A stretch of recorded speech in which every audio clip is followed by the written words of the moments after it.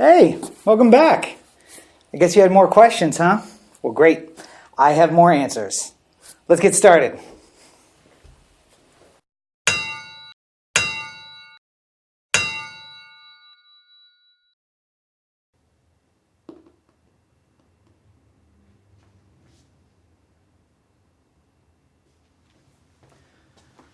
Well, thanks for joining me for yet another episode of Rob Explains Everything. This week, we're talking about Guy Fawkes. As you may or may not know, November the 5th is a very important day in the UK. It's known as Guy Fawkes Day or Bonfire Day. Now, the reason is a celebration of an event that happened a long time ago. Now, you may not have the opportunity to talk about it, but maybe you will. At the end of this video, I hope you know just enough to participate in any conversation that might come up about Guy Fawkes. So who is Guy Fawkes? Well, you might know him from a lot of things in popular culture today, but the story goes back a long time ago. It goes back all the way to 1570, when Guy Fawkes was born in Stonegate, York. Now, one important part of this story is that York is in the north of England, and the north of England is going to come into play a little bit later. Make sure you remember that. Guy's father was Anglican, and his mother was a recusant Catholic. But shortly after his birth, his father died, and his mother remarried yet another recusant Catholic. This is also going to come into play as our story continues. Recusancy was the state of those who refused to attend Anglican services in the history of England, Wales, and Ireland. The term was first used to refer to people, known as recusants, who remained loyal to the Pope and the Roman Catholic Church. With his father's death, he was left with no one in his life to influence him toward the Anglican Church, and everyone was a Catholic. In 1591, at the age of 21, Guy Fawkes, Guido to his friends, decided to head off into the world and make his fortune. He sold his family estate, left to him by his father in his will, and headed off to the continent. At that point, the 80 Years' War was occurring, and he went to join the side of the Catholics. He was actually baptized and joined the Catholic Church officially at that time. The 80 Years' War was a revolt from the 17 provinces of what is now the Netherlands, Belgium, and Luxembourg against Philip II of Spain. There are numerous causes for the 80 Years' War, but the primary reasons can be classified into two: resentment towards Spanish authority and religious tension. Spain had a policy of strictly following the Catholic Church, and they enforced it with the Spanish Inquisition. After the war, he returned a battle-hardened veteran, and he had a lot of experience with gunpowder. He also held a lot of disdain for the non-Catholic royal family and how they stood in the way of a Catholic England. In 1603, Guy once again returned to the continent, this time to Spain. He went there to ask King Philip II, the closest Catholic monarch to the United Kingdom, for his help in overthrowing the English king and returning a Catholic monarch to England. In his letter to King Philip, asking for an audience, Guy referred to James I of England as a heretic and said he would like to throw out the entire papal sect off of the island. As a seeming Catholic ambassador from England, he was received by the court of Philip II, but Philip politely declined to support any kind of effort to overthrow the monarchy in the UK. On this trip, everything was not lost though. He was introduced to Thomas Wintour, who would later introduce him to a group of people who wanted the same thing he did. After they returned to England in 1604, Thomas Wintour introduced him to Robert Catesby. Catesby was already in the planning stages of a plot to assassinate King James I and replace him with his young daughter Elizabeth. At the time of her birth, Elizabeth's father was King of the Scots only, and she was named after Queen Elizabeth I of England. When Queen Elizabeth I died in 1603, Elizabeth Stuart's father then succeeded the throne. The plotters then chose Elizabeth after considering all viable options. Prince Henry, it was believed, would perish alongside his father, and Charles was seen as too feeble, or having only just learned to walk, and Mary was too young. Elizabeth, on the other hand, had already attended formal functions, and the plotters knew that she could fulfill the ceremonial role, despite her comparable youth. Over the next few months, Catesby and Fawkes would put together a cohort to help push forward their plan to assassinate the king. This group of plotters included Christopher Wright, John Wright, and Thomas Percy. The first meeting of these 5 central conspirators happened on May 20th, 1604, at a pub called the Drake and the Duck in the fashionable Strand district in London. The Duck and the Drake no longer exist, and no one is really sure where it stood, but it was believed to be near the Penguin publishing offices. Strand, and it's Strand, not the Strand, runs for 3/4 of a mile from Trafalgar Square to Middle Temple Lane, where it becomes Fleet Street. The name Strand, and again, it's Strand, not the Strand, comes from the Old English strand, meaning beach or river's edge. It carries several interesting and historic buildings. By December of that year, the plotters had already rented an undercroft under the House of Lords in Parliament. Their plan was to pack this place full of gunpowder and for the eventual explosion to destroy the building. In May 1605, Guy Fawkes once again traveled overseas to try and get support from a Catholic monarch for their plot, but once again, he was unsuccessful. This, however, proved to be an issue, because while he was traveling, word of the plot got out and entered the network of spies that King James I already had on the continent. Robert Cecil, 1st Earl of Salisbury, who employed a network of spies across Europe, heard word of the plot. The report did not, however, use Fawkes' pseudonym across England, John Johnson. While Guy Fawkes was abroad, the plot continued without him. At first, 20 barrels of gunpowder were brought and stored in the undercroft under the House of Lords. Later on, 16 more barrels were brought in for a total of 36 barrels of gunpowder. These 36 barrels of gunpowder actually made it one of the largest private stores of gunpowder in London at the time, and yet no one even knew it was there. Everything was ready for the opening of Parliament in the summer of 1605. But the best laid plans, right? The ever-present threat of plague to London delayed the opening of Parliament by a few months, from July until October. No one is sure when Guy Fawkes returned to England after his trip abroad, but we know that he was there by August of 1605, because he and Thomas Wintour went to inspect the 36 barrels of gunpowder that they had ripe and ready to go. Unfortunately, they found all the barrels had decayed. Over time, gunpowder can actually decay from its processed form into its composite parts.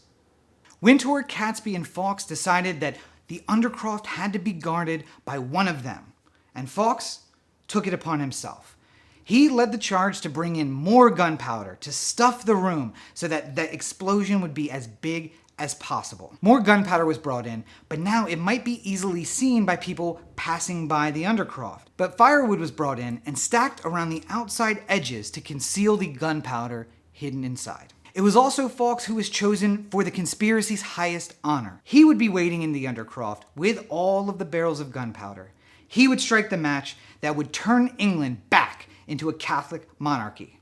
And once the dirty work had been done, he would make his escape across the Thames, and hopefully, a new England would be the result. Once he escaped London, he would make his way back north. I told you this would be important. Back to his homeland in York. Up in York, in the Midlands, there would be another revolution that would start. They would kidnap the Princess Elizabeth and hold her, ready to become queen. Once it was confirmed that the rest of the royal family had been dispatched with, they would bring her victoriously back to London on the shoulders of all those Midland Englishmen. Like many conspiracies, however, this one was brought down from within.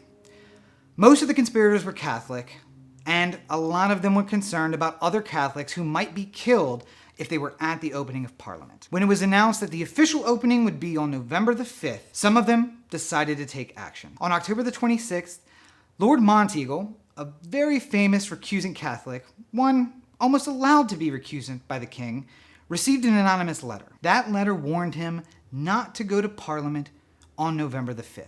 But what they had not factored was that Lord Monteagle was allowed to be a recusant Catholic by the king because he was friends with the king.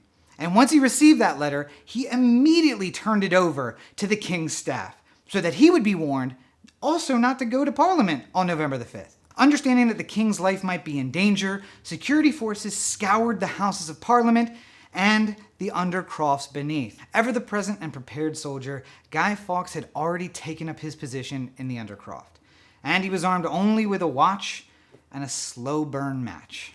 When the search came into the undercroft area, of course, they found him there.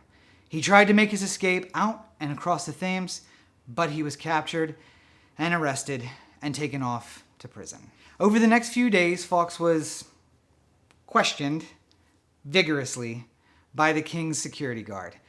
This, of course, means that he was tortured. We can only imagine how. But after a few days, he gave up the rest of the conspiracy and the conspirators, and the king knew everything that was planned. Shortly thereafter, a trial of sorts was held. But even when it began on Monday the 27th of January, 1606, the ending was not in doubt. Everyone in London, and certainly everyone in the courtroom, knew that the 8 men being charged with the conspiracy were all guilty, and that they would all be punished. And, to no one's surprise, the jury found all of the defendants guilty. When the judge was asked to render a verdict, Lord Chief Justice Sir John Popham found them all guilty of high treason. The only thing you could be found guilty of when trying to assassinate the king. The case was then turned over to the Attorney General, Sir Edward Pepys. Now I know what you're thinking, but his name was actually Sir Edward Pepys. The Attorney General announced that the men would be hanged, drawn, and quartered as a punishment for the offense.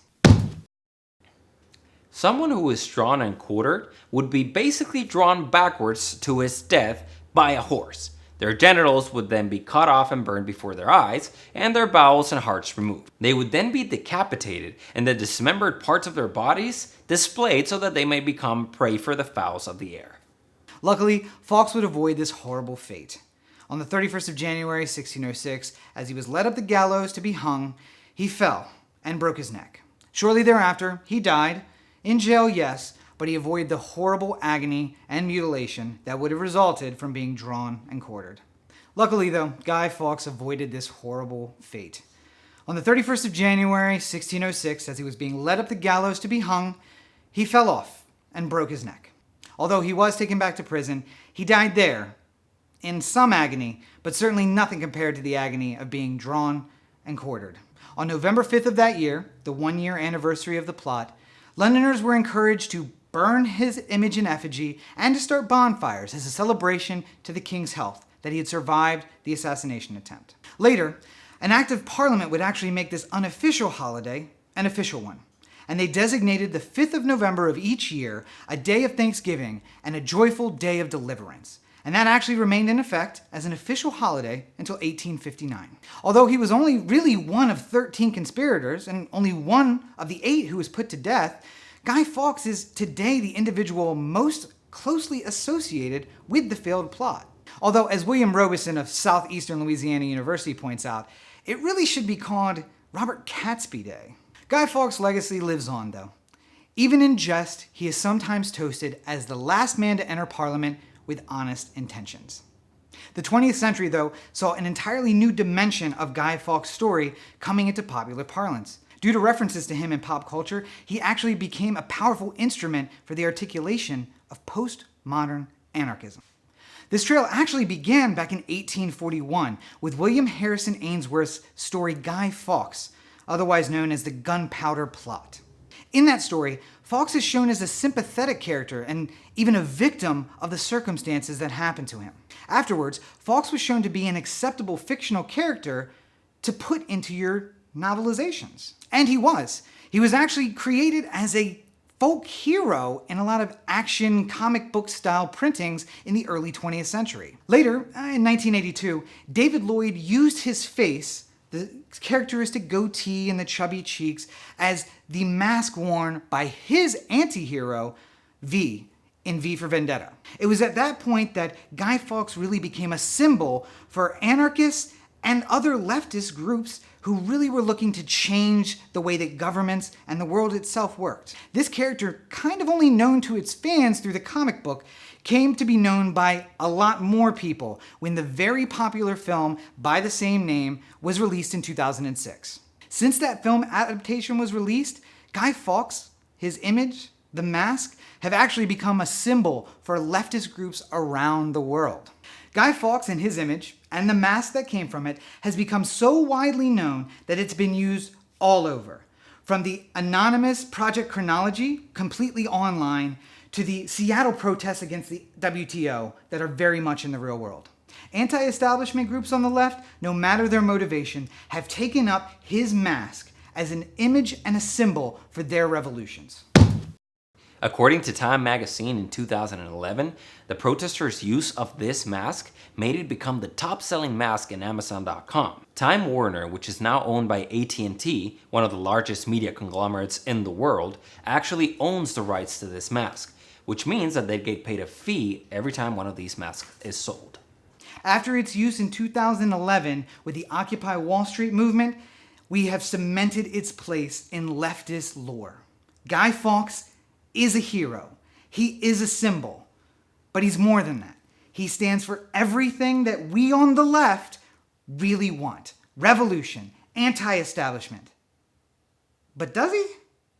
William Robeson also said that every generation reinvents Guy Fawkes to be exactly what they want and what they need.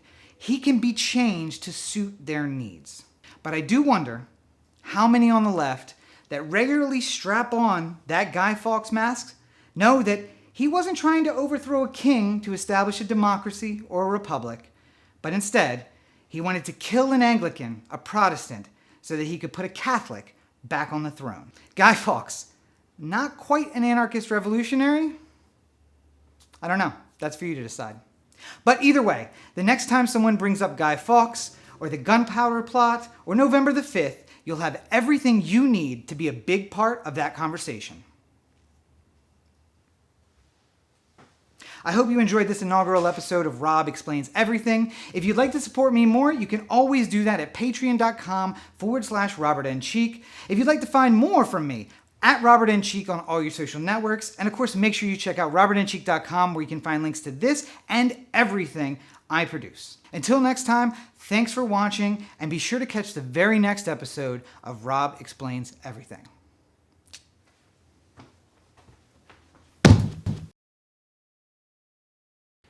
Remember the 5th of November, the Gunpowder Treason and plot. I know of no reason why the Gunpowder Treason should ever be forgot. Guy Fawkes, 'twas his intent to blow up the king and parliament. 70 barrels of powder below, poor old England to overthrow. By God's mercy he was catched, with a dark lantern and burning match. A traitor to the crown by his action, no parliament mercy from any faction.